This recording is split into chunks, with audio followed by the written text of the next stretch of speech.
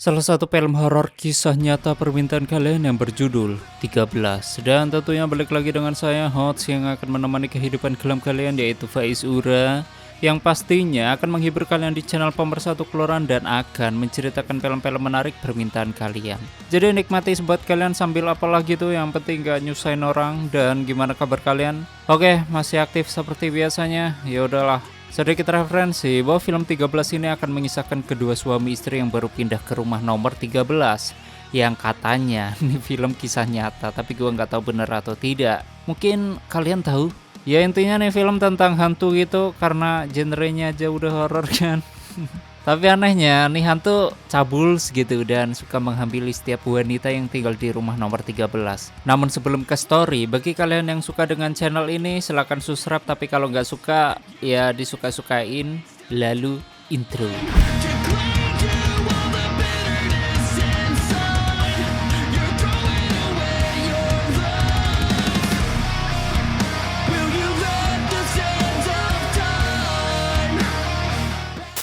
Selamat datang di channel Zuraforti dan selamat menonton.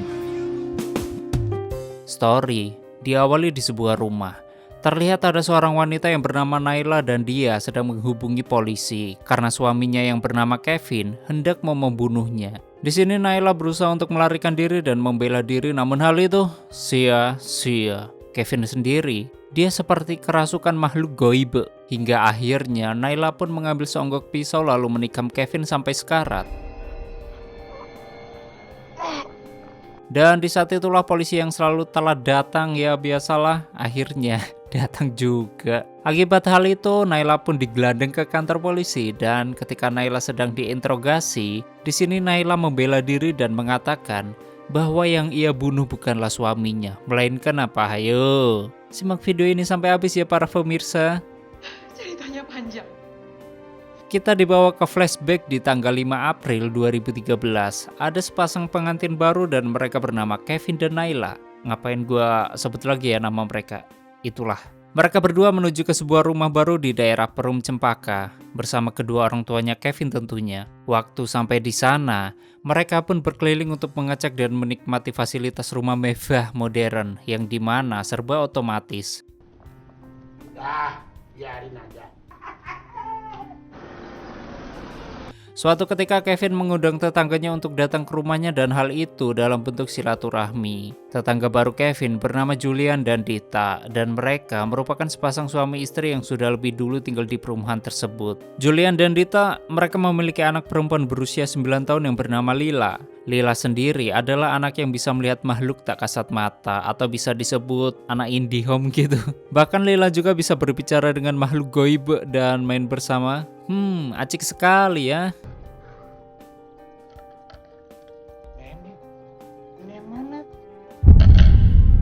Waktu berkunjung ke rumah baru Kevin, di sini Lila melihat sesosok yang cukup menakutkan, yaitu penunggu rumah tersebut. Sehingga awalnya Lila enggan untuk masuk ke dalam rumah.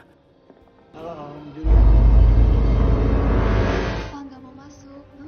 Ada om jahat yang nggak suka sama sini. Om yang sudah mati. Lalu Naila mengajak Lila bermain PS, namun setelah ia ditinggalkan dan main sendirian, tiba-tiba saja, wala, tiba-tiba ada seonggok menyeramkan yang sempat dilihat Lila tadi, dan dia menampakkan diri sehingga membuat Lila sampai ngompol di celana. Tinggi.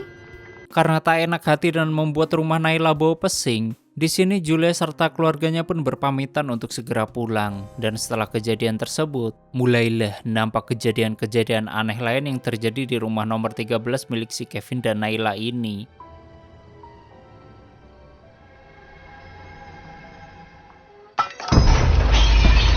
Bahkan keanehan yang sering terjadi yaitu selalu saja ada pasir yang mengotori rumah tersebut. Dan meskipun sudah dibersihkan, selalu aja ada pasir di sudut-sudut ruangan. Ngapa nggak buat bisnis jualan pasir aja ya? Kan lumayan gitu. Tolong sapu lagi ya. Baik, Bu. Nur, kamu nyapunya nggak bersih nih. Kamu sapu lagi deh. Bahkan, jam dinding juga sering rusak. Serta seringnya sosok menyeramkan menampakkan diri di hadapan si Naila.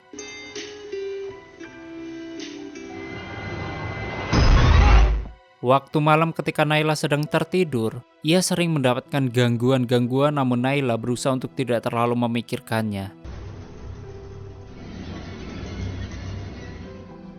Pasir lagi. Tak hanya itu saja, hantu botak yang menyeramkan tersebut, dia juga sampai mengganggu pembantu Naila.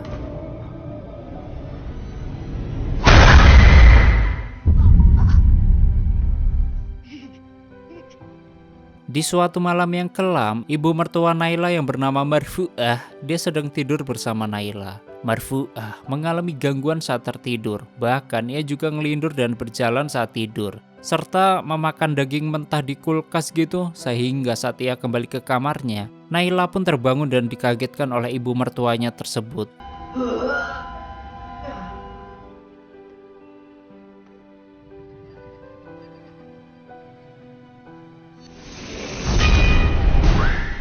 Pagi harinya mereka sekeluarga menertawakan kejadian semalam karena kelakuan ibu mertuanya berhasil membuat Naila berteriak sangat ketakutan. Jahat banget sih kamu. Dan suatu ketika, Marfu'ah beberapa kali terjatuh saat tertidur sehingga hal itu membuat encoknya kambuh kembali. Dan akibat hal itu, orang tua Kevin memilih untuk pulang kampung. Aku antar mama papa pulang ya. Baik-baik di rumah ya. Di siang harinya, Kevin menemui temannya yang merupakan seorang dokter spesialis, namun ia mendapatkan kabar kurang baik. Yang ternyata, Kevin dinyatakan kurang subur dan kecil kemungkinan untuk mempunyai keturunan. Mendengar hal tersebut, di sini Kevin langsung lunglai dan agak males gituan dengan istrinya. Waktu tiba di rumah, Kevin langsung beristirahat dan tidak berniat gituan dengan istrinya. Sedangkan Naila yang sudah meronta-ronta ingin gituan, di sini Kayla harus bersabar hingga mood suaminya itu membaik. Namun setelah mereka berdua tertidur pulas, tiba-tiba saja Naila digituin sama nggak tahu siapa, mungkin para pemirsa. Entahlah, tapi Naila ngiranya kalau itu suaminya. Keesokan harinya Naila tampak sangat senang dan semakin lengket pada suaminya. Bahkan Naila berterima kasih pada suaminya serta menggodanya untuk melakukan gituan lagi. Sedangkan Kevin yang sepertinya salah tangkap dengan maksud istrinya, dia hanya mengiyakannya dan berpamitan untuk segera pergi ke kantor. Dan nanti malam kamu harus nakal lagi. Udah sayang. Bye. Waktu Kevin pulang dari kantor, dia langsung beristirahat setelah seharian capek ngantor.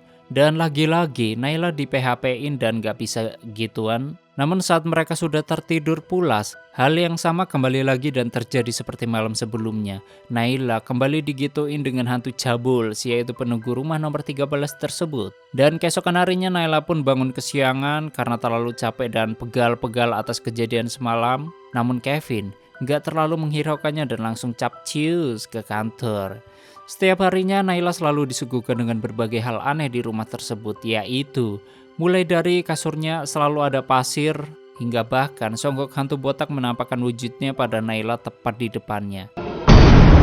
Di sisi lain, Lila sedang memperhatikan rumah Naila dari rumahnya. Lila menceritakan ada seonggok penunggu rumah Naila pada ibunya. Namun di sini ibunya tidak mau terlalu membesarkan masalah itu. Waktu Dita melihat dan tidak ada apa-apa, Lila pun langsung diajak masuk. Suatu ketika, Naila sudah merasa sangat tidak nyaman akan hal-hal aneh dan menyeramkan yang terjadi di rumah barunya itu. Sehingga ia pun mencoba memanggil Bu Samsudin untuk datang mengusir hantu tersebut. Akan tetapi nampaknya si dukun tersebut tak mampu melawan hantu yang sudah bersarang di rumah itu sejak dulu.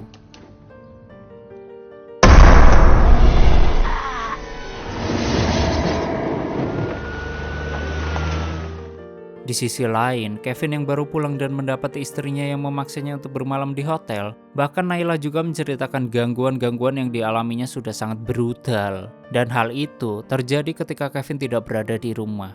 Sementara Kevin, dia merasa jengkel dan tidak percaya dengan apa yang dikatakan oleh istrinya. Hingga pada akhirnya, mereka pun memutuskan untuk bermalam di rumah itu karena kedua ban mobil Kevin bocor. Bahkan Kevin juga sudah terlanjur capek bercampur emosi dan akhirnya dengan terpaksa Naila nurut dengan omongan Kevin. Dan saat itu Naila memberitahu kalau dirinya sedang hamil. Mendengar hal tersebut, di sini Kevin tidak percaya dengan yang dikatakan Naila. Lalu Kevin mengatakan yang sebenarnya, bahwa dia tidak subur, bahkan dia juga belum menyentuh istrinya sama sekali sejak awal menikah. Naila yang mendengar omongan Kevin, dia dibuat bingung dan dari sinilah terjadilah perbentrokan duniawi di antara mereka berdua. Hingga pada akhirnya Kevin seperti dirasuki sesuatu dan itu adalah setan botak Cabuls. Setelah si Kevin dirasuki hantu botak itu dengan penuh nafsu syahwatnya yang beronta-ronta, ia pun langsung ingin gituin Naila, sedangkan Naila yang sadar bahwa itu bukanlah suaminya. Kemudian Naila dengan sekuat tenaga mencoba melawan dan terjadilah adegan di awal film tadi.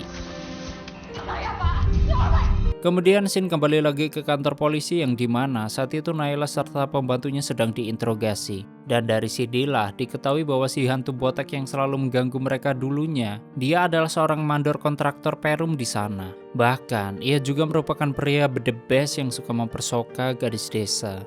Hingga akhirnya warga desa pun membinasakan secara brutal karena sudah tak tahan lagi dengan tingkahnya tersebut. Dan akibat hal itu membuatnya jadi hantu gentayangan dan menjadi setan Cabuls. Di sini saksi mengatakan bahwa zaman dahulu kala mandor tersebut setiap melihat wanita cantik dan rupawan, dia langsung mempersokannya lalu para warga membinasakannya dan tubuhnya dicincang-cincang di rumah nomor 13. Waktu polisi memperlihatkan foto mandor tersebut, di sini Naila langsung mengatakan bahwa orang itulah yang ingin dia binasakan. Namun tiba-tiba Naila merasa kesakitan pada perutnya dan ingin melahirkan, dan lahirlah bayi jadi-jadian yang membuat Naila sangat berteriak histeris lalu tamat.